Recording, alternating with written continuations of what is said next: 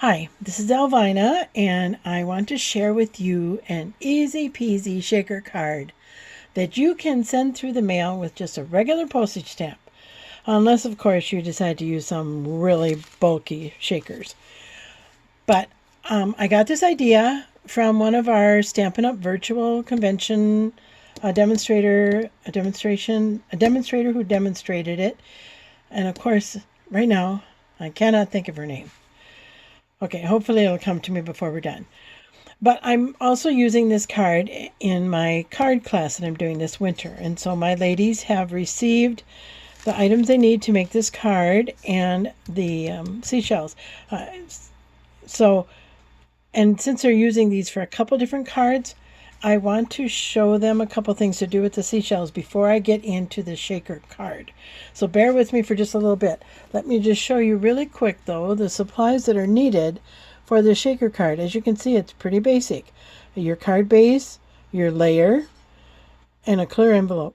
And then some sequins, whatever your choice of sequins are. And then however you want to decorate it. So you might use die cuts or punches or stamped images, whatever. Okay, that's what you need for the shaker card. But for my gals, I just want to give you a little tip. You received one whole sheet of the seashells that were cut and embossed. And so then you're going to use these individually. So what I would suggest is cutting them out carefully. Like you can see where the leaves are here, just going along the edge of the shell and cutting around like so. And here too. And then we need to go around the end because we're going to color these. Let me just get this off. And then I go back and kind of fine tune it if I've got kind of a rough edge there. So there's one cut apart, and then you can cut another one. But before you cut them all, keep in mind you're going to want to color these. So this little one is almost easier if you have something to hang on to while you color it. So first I'm going to show you then, let's see, I just want this to be kind of smooth along this edge here. Okay, now I've got a couple leaves here. I'll leave them on. So I'll take my scratch paper and I'll take my, my blending brush. These are new in the new spring catalog, January to June. You get 3 in a package. Right now I'm using them for a couple different colors. You can do that. You can specify one for one color, and then when you're all done with it, wash them out. Keep in mind they'll be wet for a little while, so you need to let them dry before you can go to the next color. Either that or start with a light color and then go to a darker color and a darker color. Or specify this one will be for pinks and reds and the next one will be for greens and so on. You can do it like that if you want. Okay, well I'm going to use some Blushing Bride. And you can take your brush and go kind of in a circular motion right on your ink pad. Let's see, I need to have this in front of the camera, sorry. In front of your ink pad. And then there's probably a lot of ink on there, so start off on your paper and then go on to your image in a kind of a circular motion, rubbing around, right? Okay, but I wanted to show you another tip that I found from another demonstrator, and she took a clear block, pressed it against the ink pad, and then you've got ink right here, okay? So now you're not going to pick up quite as much as you would right off the ink pad. And then again, start off the edge and go. I really like the seashells and the embossing folder because you don't even have to stamp them. The embossing folder gives them nice detail, and then brushing on the ink like this picks it up where all the ridges are. Okay, I wanted to add just a little bit of Sahara sand. Well, actually, no. I think I'll leave that like that. Let me just kind of darken this end up a little bit more. Grab a little bit more here. There. Okay, I'll set that aside. And then get the Blushing Bride out of here. Now I've got my Sahara sand. I'm going to take this same block. I don't need very much of this. and get some on there. And then this little shell here, I'm going to do that with Sahara sand. So when you're coloring with this, it's harder to control, so you might bump into the other one. But again, these are seashells, so that won't really matter a whole lot if you do. Okay, so I'm just kind of getting that colored. See how easy, and it's easier because I've got something to hang on to here. Okay, now the leaves. I also want the leaves colored. But as you can see here, I'll just try on these. I'm not using these. These are a little harder to do with the blending brushes because they could tear. So what I did with the leaves was I used my blending pens. Here. See, as you can see, I started coloring them. I just took my blending pens and put color on them. Because then, like here over with the leaves, the little leaves, I don't have to worry so much about them tearing. Whereas the brush is kind of, you have to press on kind of hard and it could tear them. So that's the idea. You get the idea. You color the leaves and the stamps.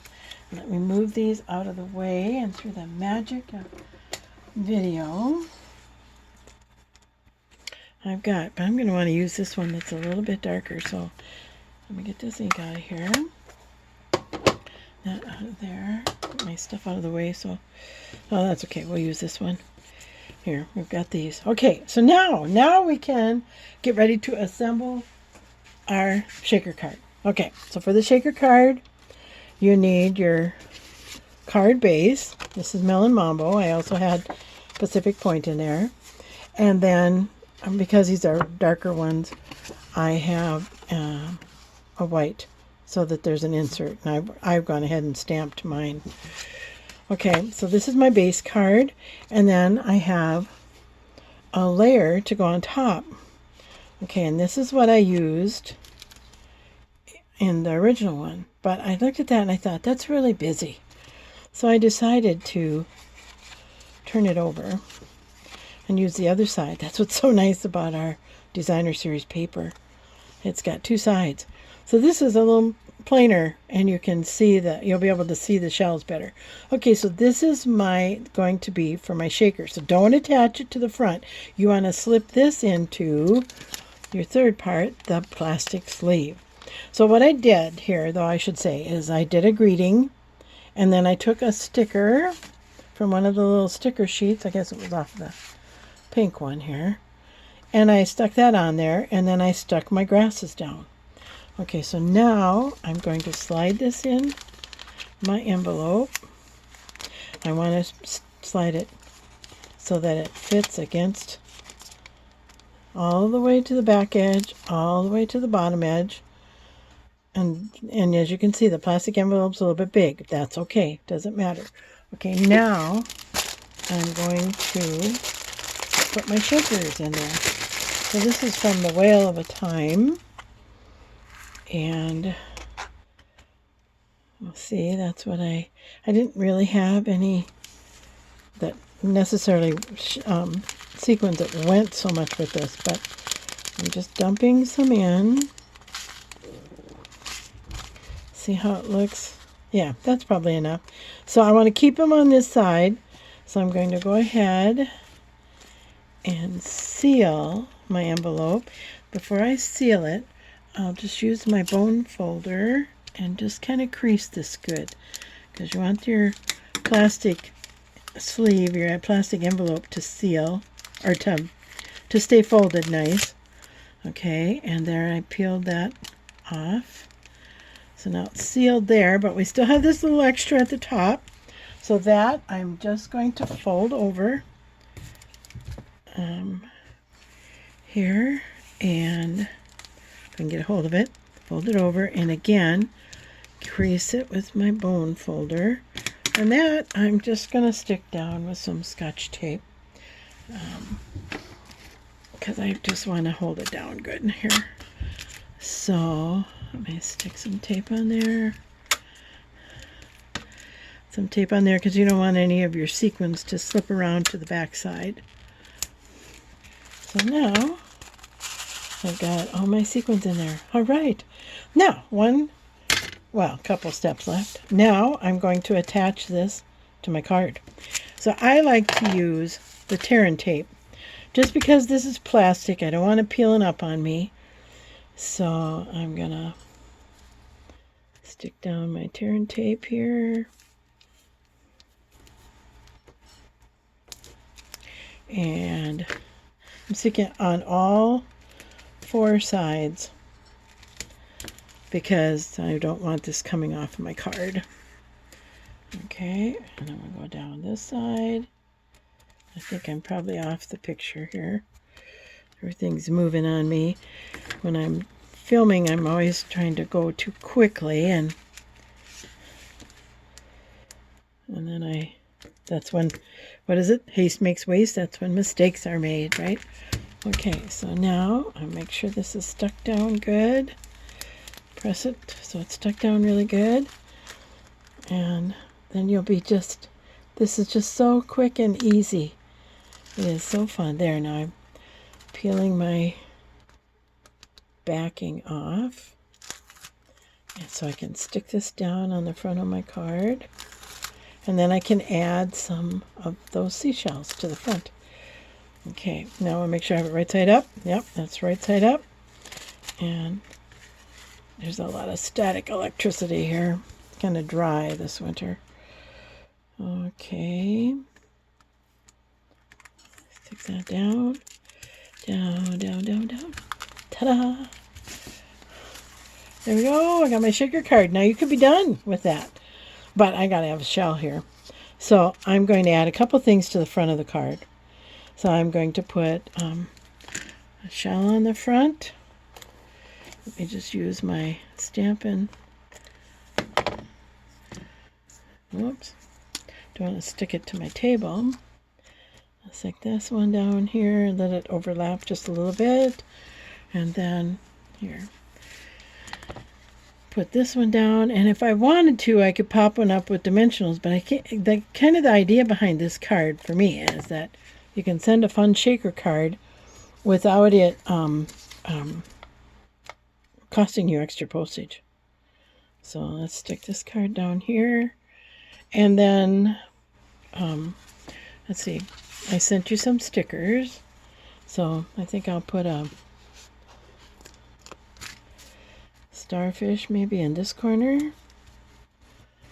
Okay, something like that. What do you think? Isn't that quick and easy and fun?